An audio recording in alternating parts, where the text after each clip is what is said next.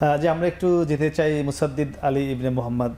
আপনারা যখন আন্দোলন হয় তখন আপনি বৈষম্য বিরোধী ছাত্র আন্দোলনে ছিলেন।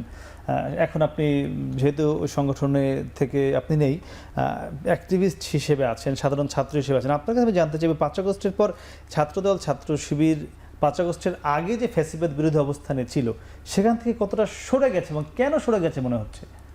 দেখুন, ৫ আগস্টের পরবর্তী সময়ে ছাত্রদল এবং ছাত্র শিবিরের মাঝে যে ছাত্র জনতার যে আকাঙ্ক্ষা তৈরি হয়েছিল সেই আকাঙ্ক্ষার বাস্তবায়নে তারা শতভাগ ব্যর্থ হয়েছে।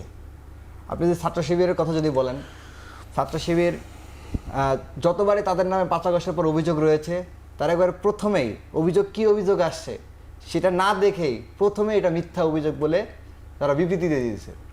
আপনি কয়দিন আগে দেখবেন যে মইনুল ইসলাম নামে একজন বরগুনাতে সম্ভবত শিবিরের একটা উপজেলা সভাপতি, তার নামে প্রবাসী স্ত্রীর সাথে অনৈতিক কর্মকাণ্ডের অভিযোগ আসছে এবং তাকে হাতে নাতে ধরা হয়েছে। এই খবরটা আসার সাথে সাথে ছাত্র শিবিরের পক্ষ থেকে প্রচারণা চালানো হয়েছে যে সে ছাত্র শিবিরের কেউ না, সে একটা মসজিদের ইমাম। হইতে পারে সে একটা মসজিদের ইমাম, সে উপজেলার সভাপতিও তো শিবিরের। সাথে সাথে তারা এটা অস্বীকার গেলেন। কিন্তু পরবর্তীতে যখন ছবিগুলো সামনে বের হতে থাকলো, ছাত্র শিবিরের বিভিন্ন প্রোগ্রামের, তারপরে তার কমিটির যে মানে সেট আপ হয়েছে সেই প্রোগ্রামগুলো, সেগুলো যখন সামনে আসতে থাকলো, তখন তারা আবার নতুন করে পাল্টা বিবৃতি দিলেন যে তাকে বহিষ্কার করছে স্থায়ীভাবে। একই ঘটনা আমরা দেখতে পাইছি সিলেটের এমসি কলেজে। কুয়েটের ঘটনার পরে সিলেটের এমসি কলেজে তালামিজ এক কর্মীকে রাতভর রড দিয়ে পিটাইছে শিবিরের কর্মীরা। সাথে সাথে শিবিরের থেকে বিবৃতি আসলো যে শিবিরের কেউ এটার সাথে জড়িত না, এই ধরনের কোনো ঘটনা ঘটে নাই। পরে আমরা কি দেখলাম? পরে দেখলাম যে ওই সিলেটের যে জামাতের সভাপতি বা আমির, সে স্টেটমেন্ট দিচ্ছে যে শিবির যোগসাজশ আছে, তো সুতরাং আমরা দুঃখ প্রকাশ করছি। এই যে শিবিরের ভিতরে যে মানে অস্পষ্টতা, এটা মানে দ্বিমুখিতা, এটা তো ছাত্র সমাজকে দারুণভাবে হতাশ করেছে। অথচ ছাত্র সমাজ তো আশা করেছিল যে শিবির তার যে নৈতিকতা সেটা তারা ধরে রাখবে, তারা কিন্তু সেটা ব্যর্থ হয়েছে। একই ক্ষেত্রে আমি ছাত্রদলের কথা বলবো। আমরা ফেসবুকে ঢুকলেই প্রতিদিনই আপনি ছাত্রদল লিখে সার্চ দিবেন, প্রতিদিনই চাঁদাবাজি, টেন্ডারবাজি, অপহরণ, এই ধরনের অসংখ্য খবর পাবেন। গতকালকে মানে ঢাকা বিশ্ববিদ্যালয়ে আমরা যখন অ্যাক্টিভিজম করি ছাত্রলীগের সময়, সেই সময় যেই সাংবাদিক আমাকে সবথেকে বেশি হেল্প করেছে, আমাকে মাকসুদ কামাল ভিসি, আমি ট্রান্সজেন্ডার ইস্যুতে আন্দোলন করার কারণে আমাকে সে বলছিল তোমাকে আমি দেখে নেব রুমের মধ্যে, ভিসির রুমের অফিসের মধ্যে। তখন আমাকে সেখানে প্রোটেক্ট করেছিলেন আমজাদ হোসেন হৃদয় ভাই। তো দেখলাম যে ছাত্রদলের নেতৃবৃন্দের পক্ষ থেকে তার পরিবারকে অপহরণ করা হচ্ছে, চাঁদা চাওয়া হচ্ছে। কয়েকদিন আগে দেখলাম যে জাহাঙ্গীরনগর বিশ্ববিদ্যালয়ে হেপাটাইটিস বি ভ্যাকসিন বিতরণ করবে ছাত্রদল।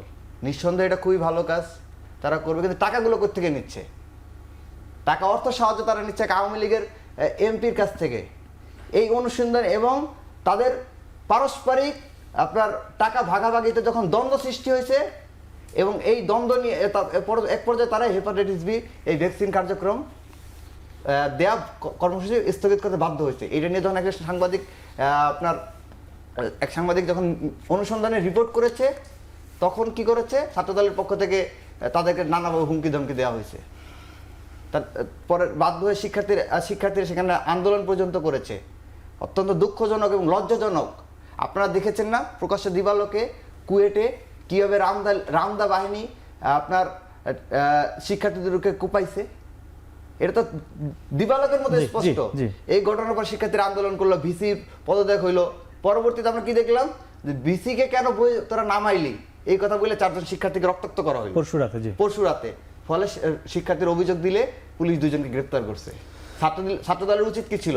যাদের হামলা করছে তাদেরকে গ্রেপ্তার করছে, সাধুবাদ জানানো না? ছাত্রদল গতকালকে তারা এটার প্রতিবাদে বিক্ষোভ মিছিল করছে। কিন্তু কি মনে হয় যে আকাঙ্ক্ষা থেকে সরে গেল কোনো দুটি সংগঠন? এই আকাঙ্ক্ষাগুলো আমি মনে করি যে তারা যে শিক্ষার্থীদের চাওয়া পাওয়াগুলো, অভ্যুত্থানের যে মেইন স্পিরিট, সেই স্পিরিট থেকে সরে গিয়ে মূলত তারা প্রত্যেকটা দলই নিজেদের ব্যক্তি স্বার্থ চরিতার্থ করার জন্য এবং নিজেদের কর্তৃত্ব প্রতিষ্ঠা করার জন্য ব্যতিব্যস্ত হয়ে পড়ছে। নিজেদের ক্ষমতার আসনটাকে কীভাবে পাকাপোক্ত করা যায় সেই ব্যাপারে তারা ব্যতিব্যস্ত হয়ে পড়ছে। ছাত্রদল এবং শিবির 5 আগস্টের পরে ক্যাম্পাসগুলোতে অনেক ভালো কাজ করছে, অনেক ধরনের কাজ করছে। সেই উদাহরণ আছে, আমি একটা উদাহরণ দেই, মানে সমালোচনার সাথেই বলি আর কি।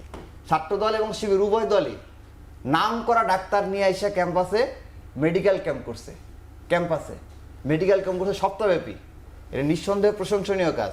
কিন্তু অত্যন্ত দুঃখজনক হলেও সত্য যে ছাত্র সংগঠনগুলোর কাজ তো চ্যারিটি করে না শুধুমাত্র, কাজ ছিল বিশ্ববিদ্যালয়ে একটা মেডিকেল বিভাগ রয়েছে, আপনার ঢাকা বিশ্ববিদ্যালয়ের মেডিকেল একটা দপ্তর রয়েছে, হাসপাতাল রয়েছে, সেটি সচল করা বা সেটিকে সচল করা, সেখানে ইকুইপমেন্ট গুলো কার্যকর করা, সেখানে ভালো ডাক্তার যদি আসতে পারে সেই ব্যাপারে বিশ্ববিদ্যালয় প্রশাসনকে প্রেসারাইজ করা।